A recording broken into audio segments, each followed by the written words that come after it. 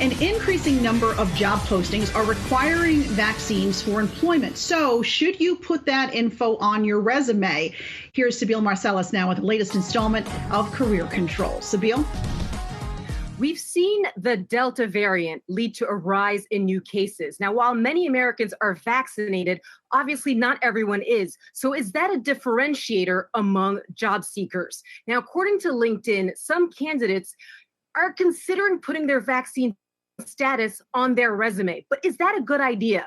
I want to bring in Michael Neece, CEO of InterviewMastery.com, to break this down for us.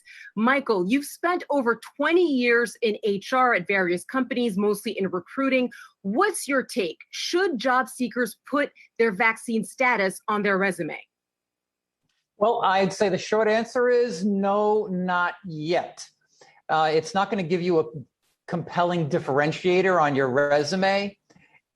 For example, if you were in the security business, you might put, have top secret clearance, but that gives you a promotion. It encourages the reader to contact you, but the vaccine status is not yet a showstopper.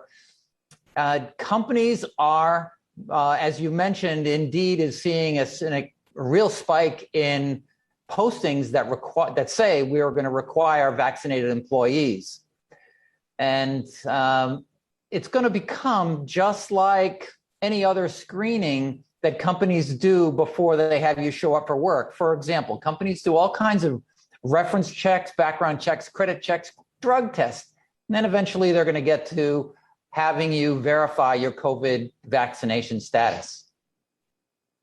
And Michael, you're saying not yet, but not for yet. Those who feel like it's going to help them now and decide to put vaccine status on their resume, is there a difference in the views of employers if someone were to highlight that they did not get a vaccine or say that I did get a vaccine? I mean, how do employers interpret that kind of information on a resume? If you state that you are unvaccinated, that is potentially going to have an adverse impression to the resume reader.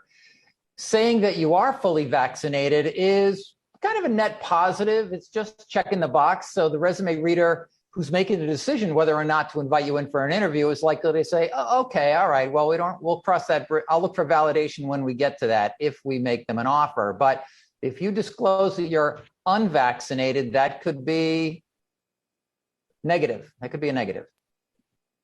LinkedIn recently put out this poll that went viral, asking users their thoughts on whether employers should mandate vaccines when employees return to the office. Now, when you look at the results, it's very tight. You had 48% who said no, employers should not mandate it.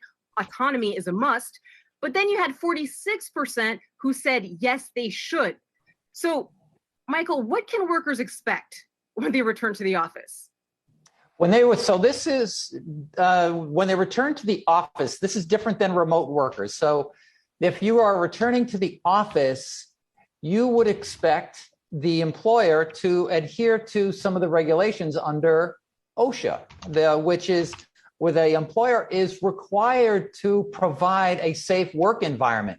So if the employer does not act proactively to create a safe work environment, then they put themselves at risk, not just their employees. So you'll see it'll become more and more common for companies to insist that their employees, when they're coming back into the office, that they have to validate their vaccination status, or they're going to have to agree to frequent testing and to wear masks when they're in the office.